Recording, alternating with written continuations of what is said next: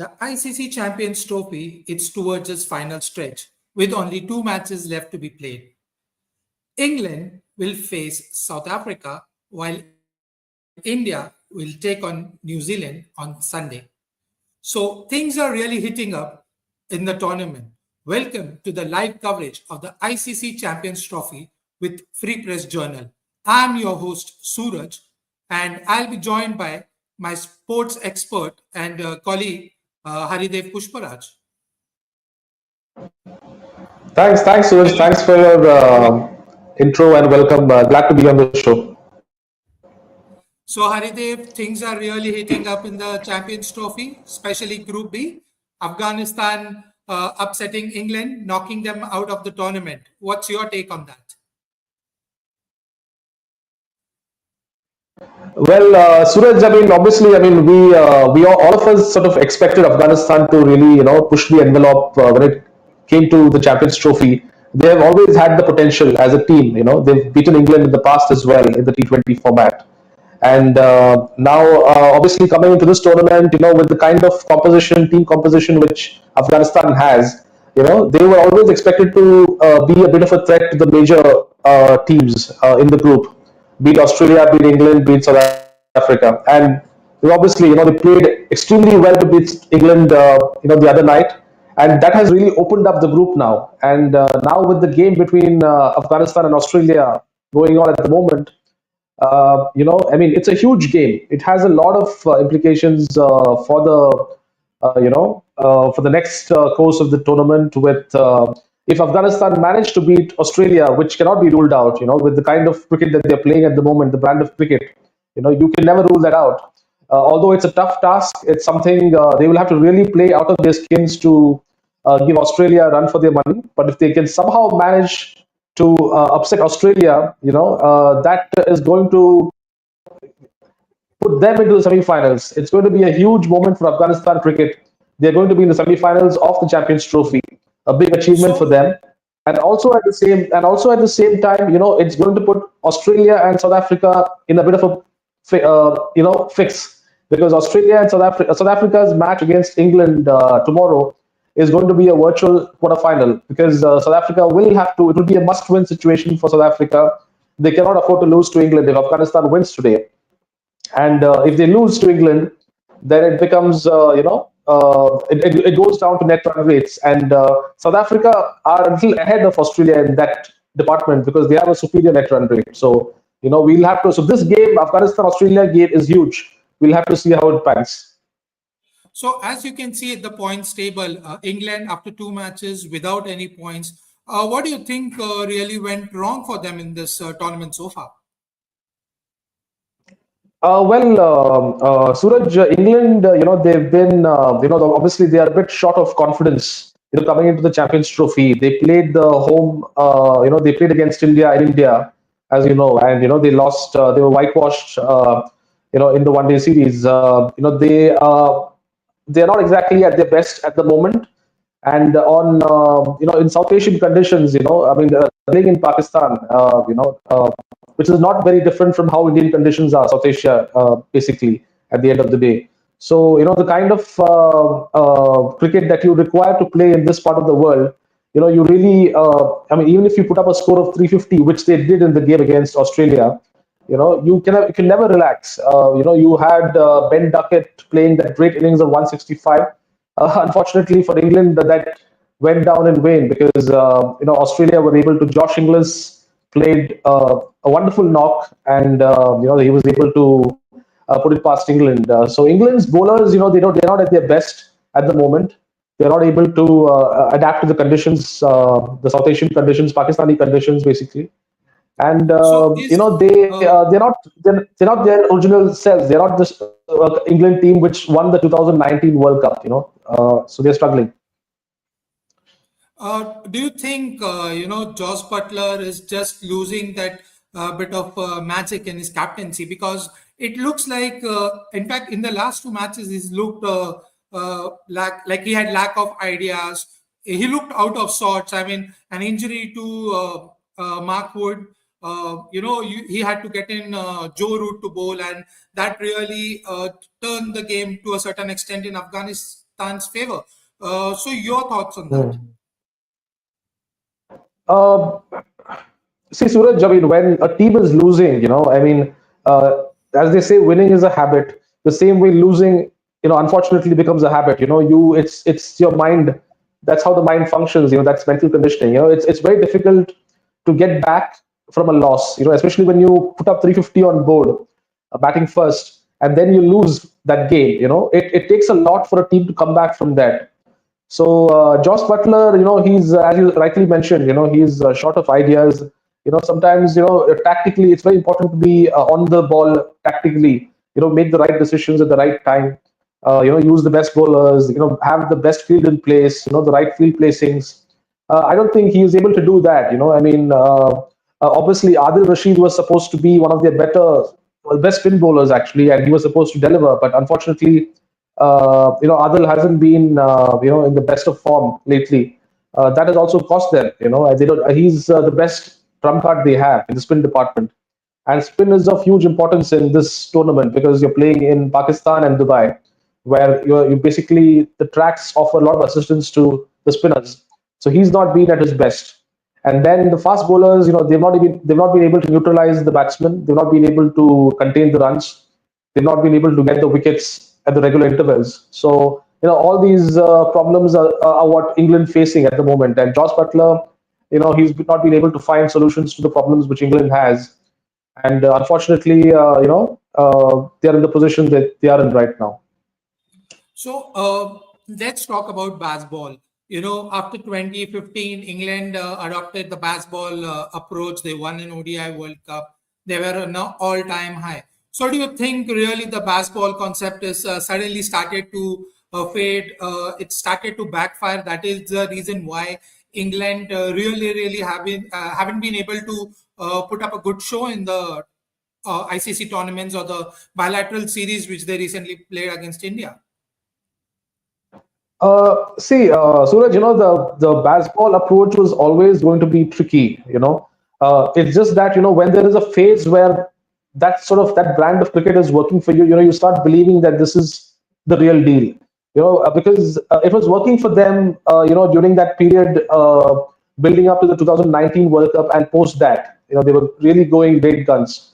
But it's a phase. That phase I feel is now, of course, India are playing that kind of cricket now. But that kind of cricket has its own pros and cons.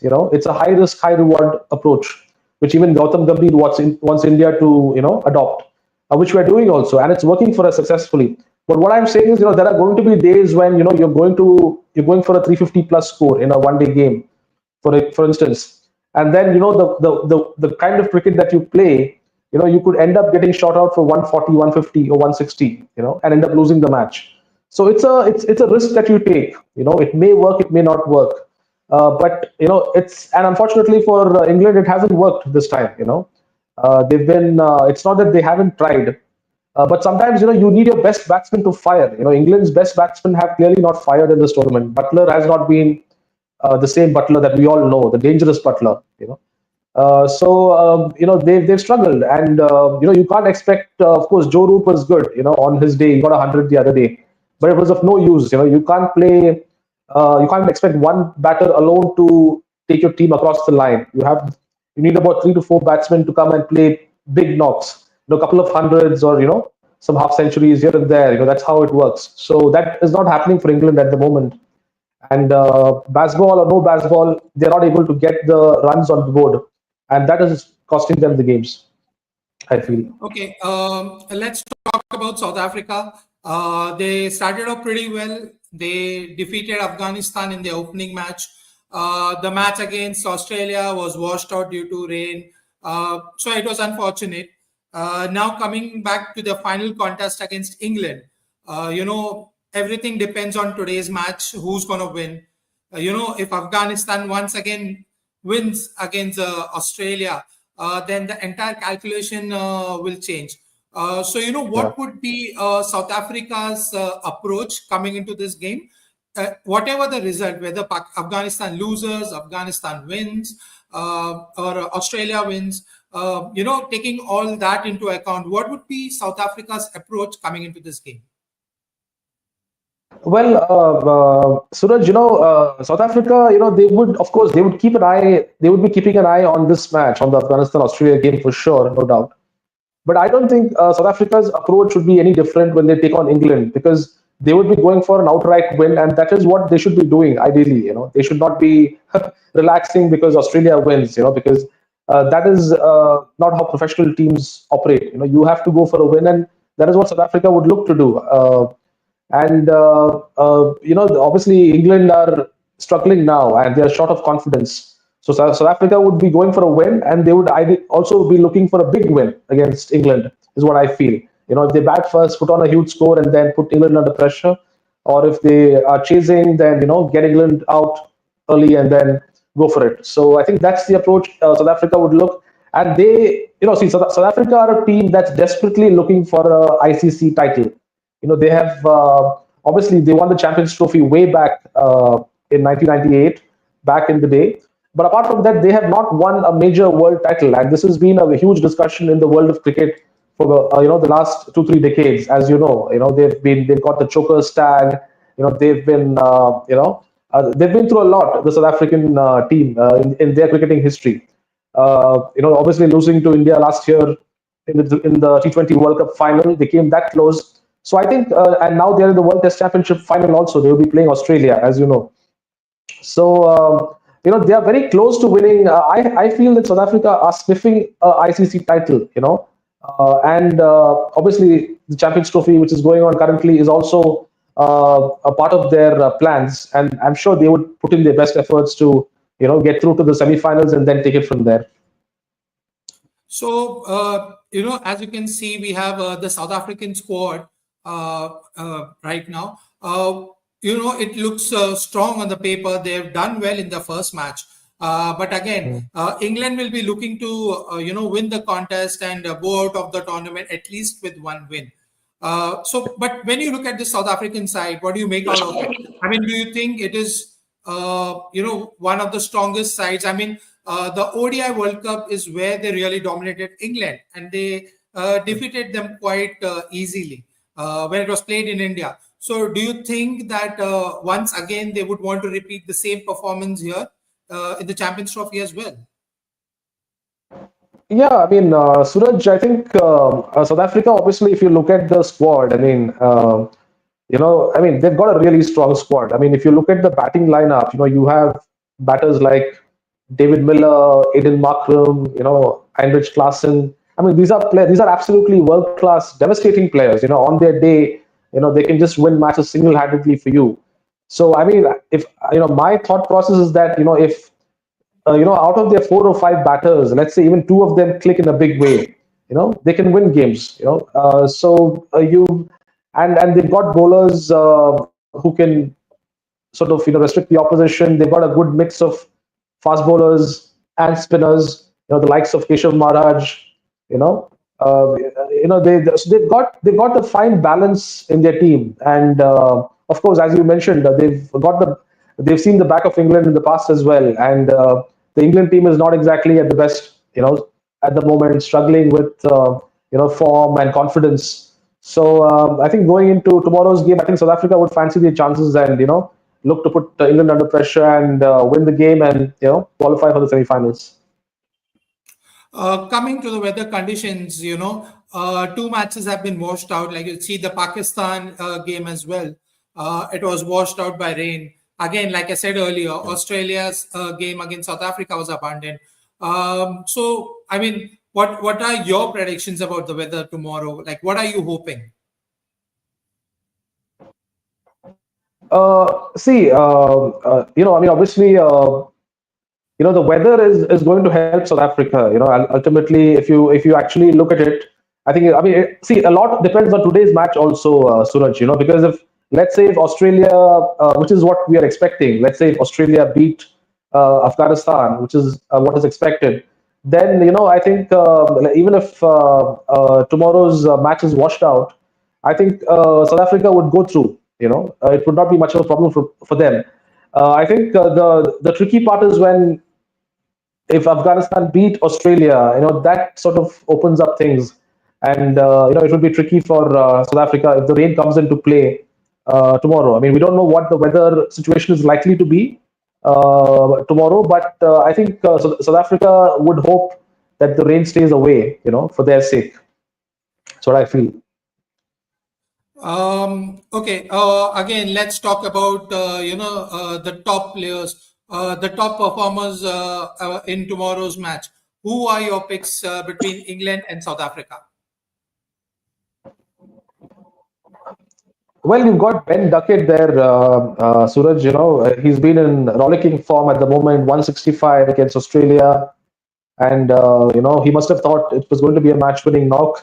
But unfortunately, Josh Inglis had other plans. So, but that's the way white ball cricket is today. I mean, it's batsmen have found, various ways, different ways of actually overhauling, targets and very inventive style of batting, very dynamic style of batting. So yeah, but Ben Duckett is obviously a key player for England, no doubt. Joe Root, the very experienced Joe Root is there.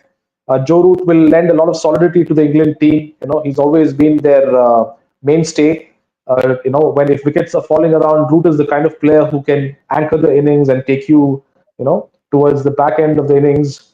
Uh, of course, Mark Wood, the fiery Mark Wood who can, rattle any batting order in the world and get you the wickets, early wickets, the much needed early wickets. So England have got these three players, Duckett, Root, and Wood, uh, key players for England, and South Africa would obviously watch out for them in tomorrow's game. Coming to South Africa, I feel, yeah, I mean, obviously the skipper Temba Bavuma, he obviously his batting straps is something that is very crucial for South Africa. But I think his tactics, his approach as a skipper would be, on display tomorrow. I think Bavuma would look to put pressure on England with his, uh, approach to bowling or batting, or how he wants to go about that. I think that would be key for South Africa. And of course, Markram in the middle order, is a very key player. He can either take the ones and twos and consolidate the batting, or he can absolutely go hammer and tongs, get those big hits, the sixes and the fours, and put pressure on the opposition. You have Marco Jansen. Marco Jansen again, a tall, lanky, fast bowler. Somebody who can put pressure on the batsman with the bounce. It's obviously not easy to bounce batsmen out in these conditions, South Asian conditions, Pakistani pitches. But Jansen, obviously, he has that talent. He has the ability to really put the batsman under pressure and get the crucial wickets in when it really matters. So yeah, those are the key players for South Africa. I think they would watch out. They would hope that these players come good for them, against England tomorrow and take them to the semis. So coming back to the England squad we have on screen right now, I would ask my colleague Imran to please bring up the England squad. Uh, when you look at the squad, do you think that the Josh Butler would want to make some changes in his playing 11 tomorrow? Because considering it's just the last match of the tournament and most of the players are warming the bench, do you really Hmm. think he would want to give that opportunity to the players who have not played in the first two matches? Suraj, yeah, I mean, you cannot rule out, one or two players being drafted in, because now they have nothing to lose. I mean, they're pretty much out of the tournament.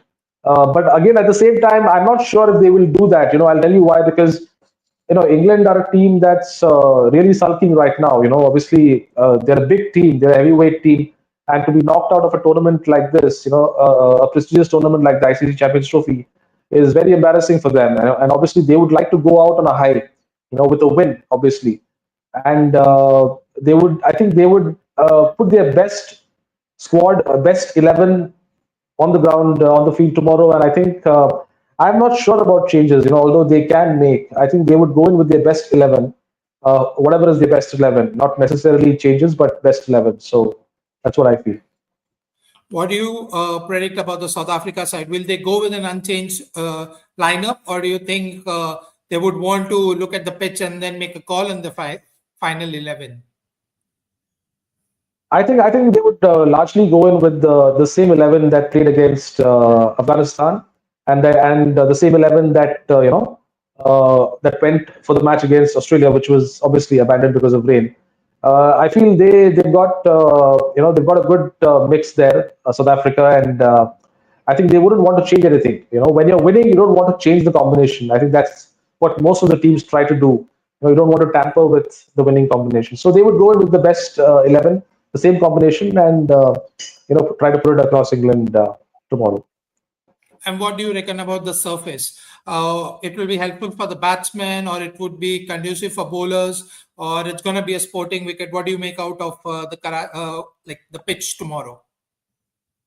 Well, I think Suraj, I think there's going to be something in it for the batters and the bowlers as well, and especially for the spinners. I feel the spinners are going to come into play, and I think the middle overs are going to be crucial.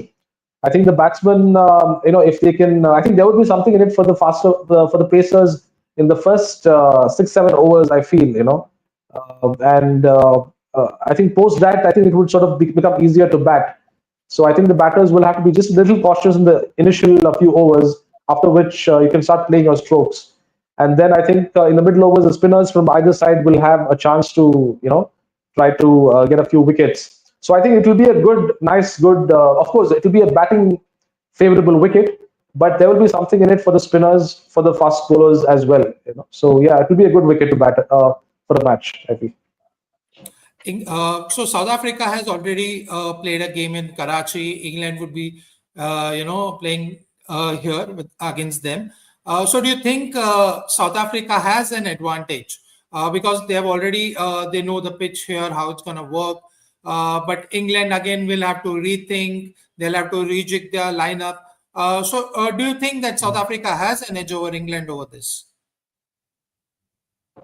Uh, Well, I would say yes, because knowing the conditions is a big deal. It is not easy to come into a new ground, new pitch, and then adjust and try to understand the pace of the wicket, how the wicket, especially for batsmen or even bowlers for that matter. You know, it will take a bit of time for a team to adjust to the conditions. So I feel South Africa, but again, I would not say it's a huge advantage. It's a bit of an edge that South Africa will have, and obviously they are also in feeling confident about themselves as a team. See, that matters more. Frankly, if you ask me, conditions, of course, to some extent, yes, feeling good about it, but as a team, how you feel good as a team is more important than that. And I think South Africa at the moment are feeling better about themselves than England are. England are out, and they're in all sorts of they're really doubting themselves. So mentally, they're not that strong at the moment. Although they would like to, go out with a win and make life difficult for South Africa. But I think South Africa are the team that is in form at the moment, and they would look to, dictate terms to the England bowlers and batsmen, I feel. Let's make a prediction for tomorrow, like a toss prediction. What do you reckon? I mean, the team that wins the toss, what do you think should do? Team that wins the toss should bat first, is what I feel, and put the opposition, under pressure, put up a big score, and then put the opposition under pressure. I think there is a lot of runs on that track on the pitch, and I think whichever side wins the toss should bat first, put up a huge score, and then bowl out the other side. Look to bowl out the other side. Okay, just the final thing. This is, do you expect England to really, really put in a fight, considering that they have had a very bad, they are running through string of losses, they are low on confidence.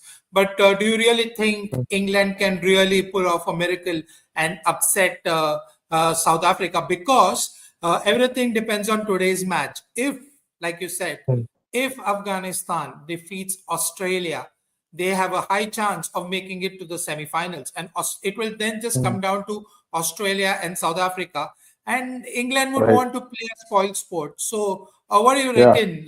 How are England going to play tomorrow?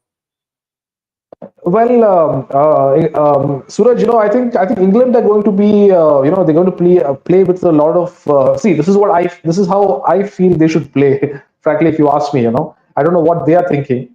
But I feel, see, they have nothing to lose now. They're out of the tournament. So when you're out of the tournament, you should, obviously you have one match, you want to go out with a bang.